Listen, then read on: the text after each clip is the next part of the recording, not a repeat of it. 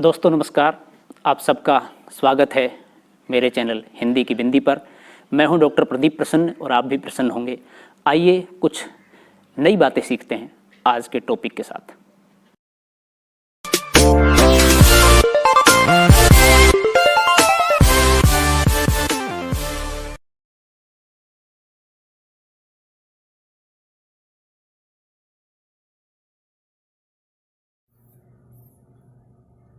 विद्यार्थियों नमस्कार। आज की वीडियो में बना रहे हैं प्रिय प्रवास अयोध्या सिंह उपाध्याय हरिओद द्वारा लिखित महाकाव्य के षष्ठ सर्ग की पवन संदेश में कुछ पदों की व्याख्या कर रहे हैं। विशेष रूप से ये पद राजस्थान के बहुत सारे विश्वविद्यालयों के बीए तृतीय वर्ष के हिंदी साहित्य के पाठ्यक्रम में चलते हैं। बाकी शेष अन्य प्रतियोगी परीक्षाओं तथा अकादमिक परीक्षाओं में भी उपयोगी है, तो उनकी सप्रसंग एक तरह से व्याख्या कर रहे हैं। इससे पहले हम पार्ट 5 तक अलग अलग प्रकार की वीडियो बना चुके हैं। अभी ये छठी वीडियो स्टार्ट करने से पहले आप सबसे आग्रह है, यदि आपने हिंदी की बिंदी चैनल को अभी तक सब्सक्राइब नहीं किया तो सब्सक्राइब जरूर करें, बेल आइकन को जरूर दबाएं ताकि कोई वीडियो आप मिस न कर पाएँ। आइए तो शुरू करते हैं आज की वीडियो। तू प्यारे का मृदुल स्वरला मिष्ट जो है बड़ा ही, जो यूं भी है क्षरण करती स्वर्ग की सी सुधा को, थोड़ा भी ला स्वर्ण पुट में जो उसे डाल देगी, मेरा सूखा हृदय तल तो पूर्ण उत्फल होगा।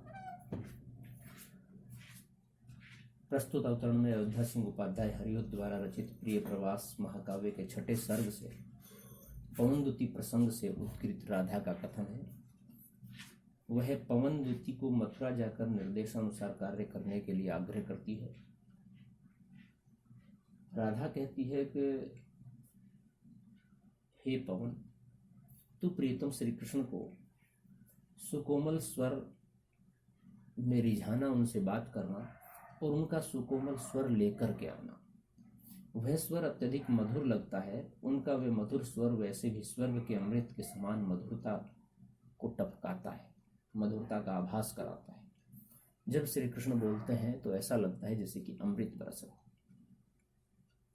अमृत को उड़ेलना, उनका वह मधुर स्वर वैसे भी स्वर्ग के अमृत के समान मधुरता को उड़ेलता है, वैसा ही अमृत उड़ेलना तुम हमारे पास ला करके यदि उनकी वाणी ले आओ तो, यदि थोड़ा भी उनका मधुर स्वर ला दोगी तो मैं उसे अपने कानों में डाल दूंगी।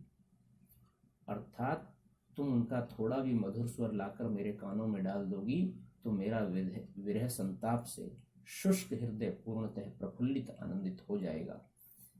अर्थात मुझे उससे अतिशय आनंद की प्राप्ति हो।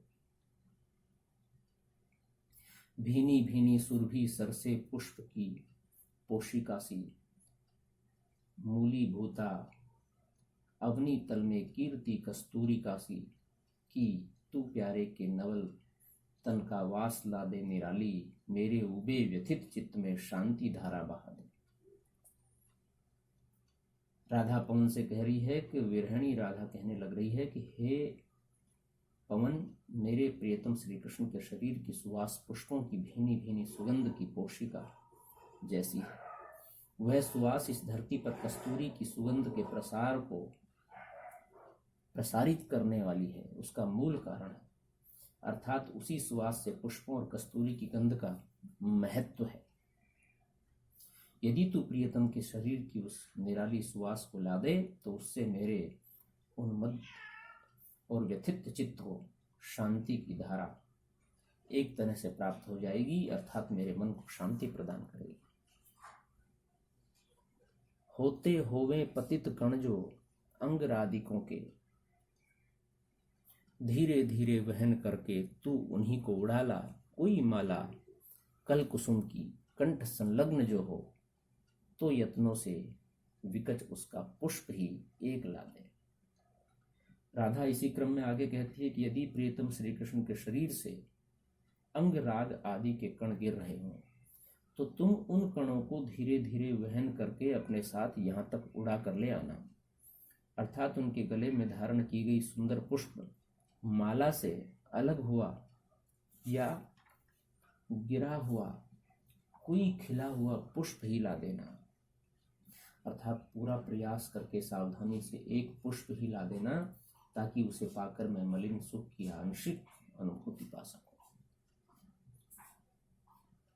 पूरी होवे न यदि तुझसे अन्य बातें हमारी, तो तू मेरी विनय इतनी मान ले वो चली जा। छू के प्यारे कमल पग को प्यार के साथ आजा, जी जाऊंगी हृदय तल में मैं तुझी को लगा। राधा पवन से कहती है, यदि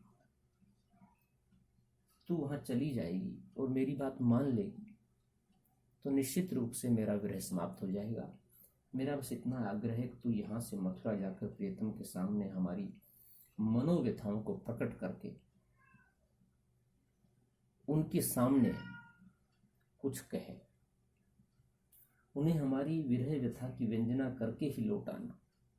परंतु यदि तुमसे हमारी अन्य बातें पूर्ण न हो तो तुम मेरी इतनी अभिलाषा अवश्य पूरी कर दो कि मैं तुमसे नम्र निवेदन करती हूँ, इसलिए तुम मेरी बात को मानकर मथुरा चले जाओ और वहां से प्रियतम के चरण कमलों को प्यार से छूकर वापस लौट आओ। तब मैं तुम्हारा स्पर्श करके ही विरह व्यथा से संतप्त अपने हृदय को शांत कर लूंगी। भाव यह है कि पवन के द्वारा अन्य कार्य नहीं हो सके तो वह श्री कृष्ण के चरणों को स्पर्श करके लौट आए। तब उसी हवा का स्पर्श करके राधा अपने संताप को शांत कर लेगी। राधा की अंतिम अभिलाषा यही व्यक्त होती है। भ्रांता होके परम दुख ओ भूरी उद्विग्नता से लेके प्रातुर मृदु पवन को या सखी आदिकों को यूं ही राधा प्रकट करती, नित्य ही वेदनाएं चिंताएं थी चलित करती, वर्धिता थी व्यथाएं।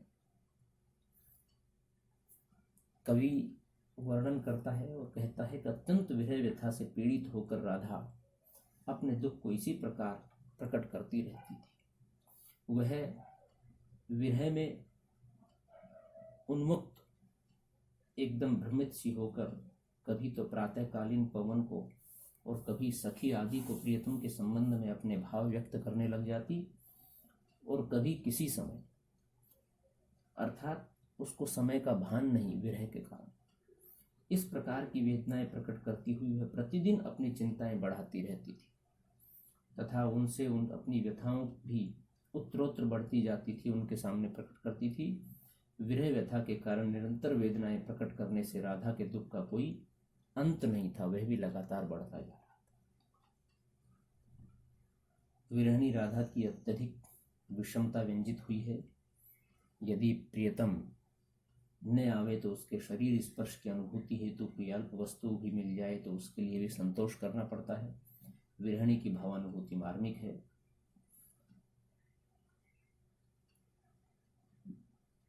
राधा की विरह दशा का मार्मिक चित्रण प्रस्तुत किया गया है। अनुप्रास और काव्यलिंग अलंकारों का प्रयोग हुआ है।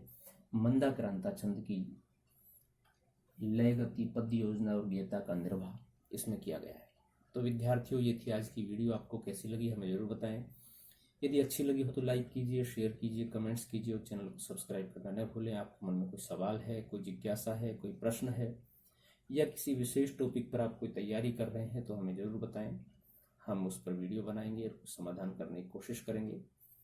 प्रिय प्रवास, जो कि विशेष रूप से राजस्थान के अनेक विश्वविद्यालयों या महाविद्यालयों के पाठ्यक्रम में जो अंश है उसके पद हैं वो यहाँ पर पूर्ण है, लेकिन आगे हम और वीडियो बनाते रहेंगे उसको लेकर के। आज के लिए इतना ही। नमस्कार।